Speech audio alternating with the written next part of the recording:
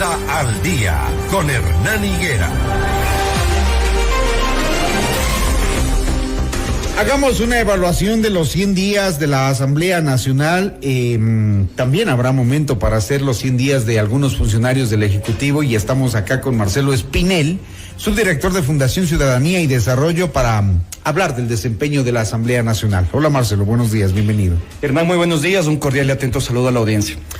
Bueno, durante estos primeros 100 días, desde el 14 de mayo al 22 de agosto, la Asamblea Nacional priorizó la aprobación de leyes de urgencia en materia económica propuesta por el Ejecutivo, estas que han generado un gran debate nacional y hasta una crisis institucional, marchas, amenazas de juicio político y todas las cosas, una consulta popular incluso que incluye una pregunta sobre lo que la Corte Constitucional haga o deje de hacer. ¿Cómo evalúan ustedes los 100 días de la Asamblea Nacional con todo lo que ha pasado?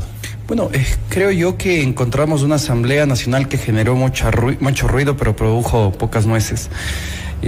Vemos una baja cantidad de proyectos de ley aprobados, más allá de que se los haya denominado de urgente en materia económica.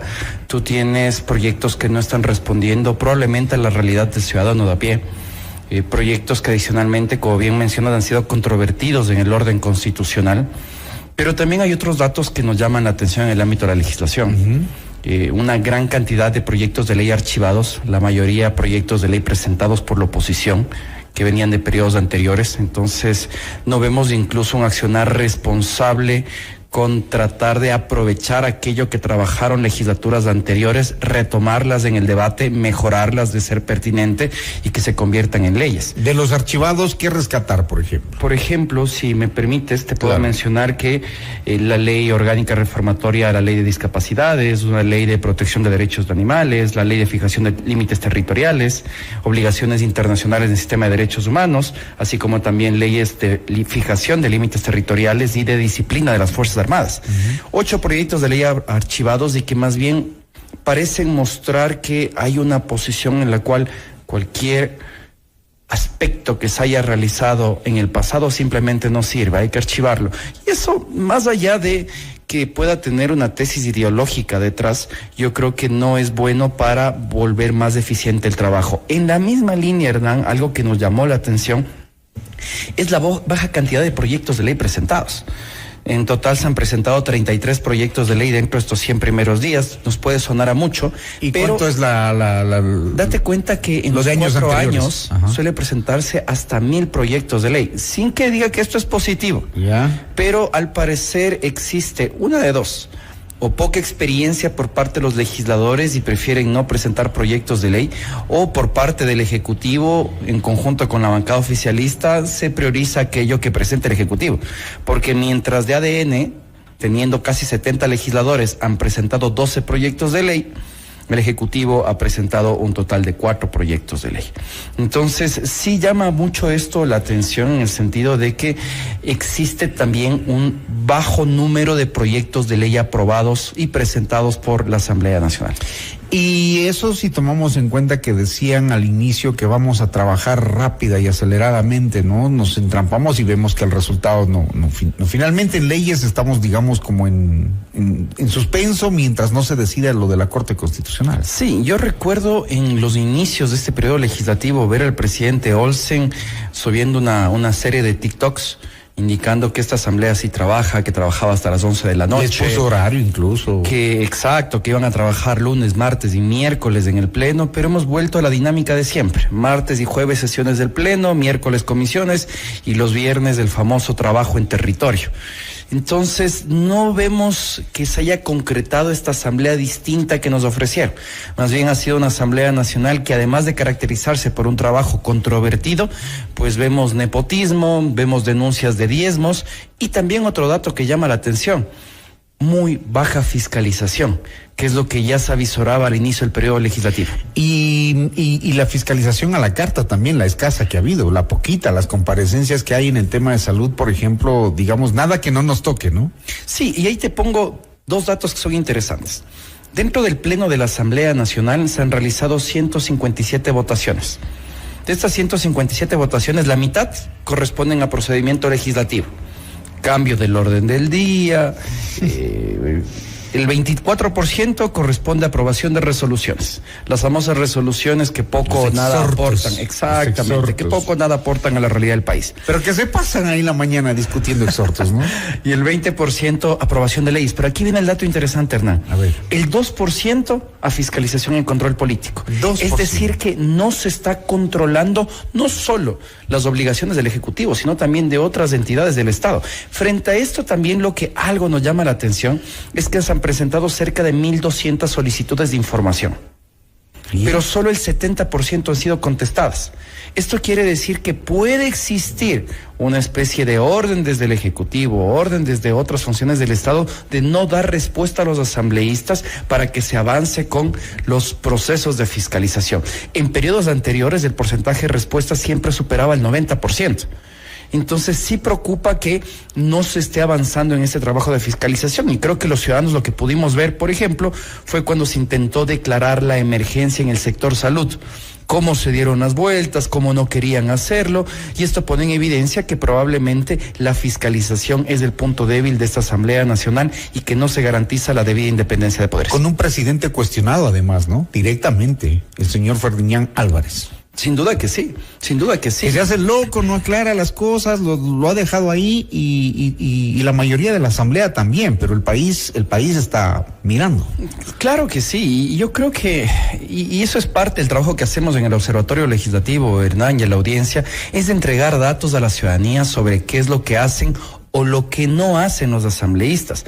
A nosotros nos preocupa bastante que existen asambleístas también que no han hecho, pues, ¿qué te puedo decir? Prácticamente nada con su trabajo, que simplemente han desaparecido. No presentan proyectos de ley, no asisten a las votaciones, no participan en las votaciones, en las intervenciones dentro del Pleno, no presentan pedidos de información, y pues eso también llama muchísimo la atención. Por ejemplo, permíteme contarte que existen cerca de 31 asambleístas que prácticamente han desaparecido de la Asamblea Nacional. ¿Cómo? Te voy a dar exactamente los datos. Existen un total de, por aquí está, existen un total de 31 asambleístas que no han presentado ningún proyecto de ley. Un total de, en este caso, 31 asambleístas que tampoco han participado dentro de las votaciones, y que eso llama la atención. En total son 12 asambleístas de... ¿Y de qué bloque? O... Exacto, eso justo te quiero entregar en este momento. Si me das un segundito, claro, te voy a dar el dato mientras lo hago. También hemos estado, digamos, mirando durante este periodo legislativo la polémica de los diezmos, la polémica de la contratación de familiares. Ahora mismo hay dos casos, uno que se está investigando y el otro al que no le han hecho ni siquiera una pregunta a un legislador de ADN que ha contratado a su pareja sentimental como asesora, pero ese caso no está topado. Tuvimos el escándalo de la asambleísta más joven que hizo dibujitos en la comisión. Hemos tenido ese tipo de polémicas y nada, en realidad, en cuanto a leyes, digamos que hayan sido efectivas hasta el momento en cuanto a lo que señalaban del observatorio. ¿Se encontró el dato? Sí. A ver, permíteme te cuento. Hay un 23% de legisladores que no han presentado un solo pedido de información. 24 de ADN, 5 de la Revolución Ciudadana, 3 de Independientes, 2 del PSC.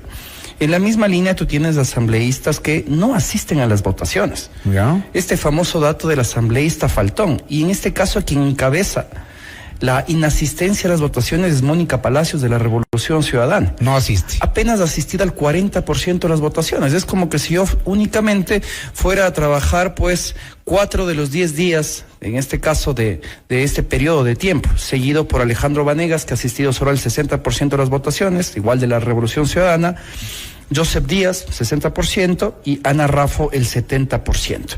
Y este tipo de asambleístas también ponen en evidencia que, al parecer, no tienen dentro de su razonamiento diario la conciencia de la obligación de ir a trabajar, de ir a... $20,000 desperdiciados ahí, vea. 20,000 cuenta, o sea, realmente es una gran cantidad de asambleístas que lamentablemente pues no están realizando este trabajo. Por ejemplo, existen asambleístas que no han presentado ni proyectos de ley, ni pedidos de información y que no intervinieron en el Pleno. 8 legisladores, permíteme te cuento cuáles son. Encabeza Pamela Aguirre, de la Revolución Ciudadana, al parecer se ha olvidado que es asambleísta. Ronald González, de la Revolución Ciudadana. Doménica Escobar, de ADN. Asimismo, Erwin Mendoza, María del Cisne Molina. Dominic Serrano, el famoso asambleísta pintor, igual de ADN, Graciela Ramírez de ADN y Elizabeth Vega de ADN. 8 asambleístas que lamentablemente al respecto del cumplimiento de su trabajo están completamente perdidos. Y lo peor es que se les está observando, ¿no? Y que lo sepan. Los faltones, los que están solo levantando la mano, los que están calentando el puesto, los que no dan una sola opinión ni un criterio, los que votan mal. Antes de ayer se dio eso, ¿no? En la ley de transparencia social, precisamente un asambleísta que dijo que ese no era el voto que quería consignar, un asambleísta. El nivel de desconocimiento del procedimiento legislativo, ¿lo han medido? En este caso no hemos medido esto, pero yo creo que se pone en evidencia cuando, tanto desde la presidencia del legislativo, ojo, se cometen errores dentro de este procedimiento legislativo y también los asambleístas que al parecer confían bastante en ChatGPT, en inteligencia artificial y que al momento de dar sus discursos no se toman el trabajo ni siquiera de borrar aquello que es la instrucción del módulo de inteligencia artificial y no parte del discurso.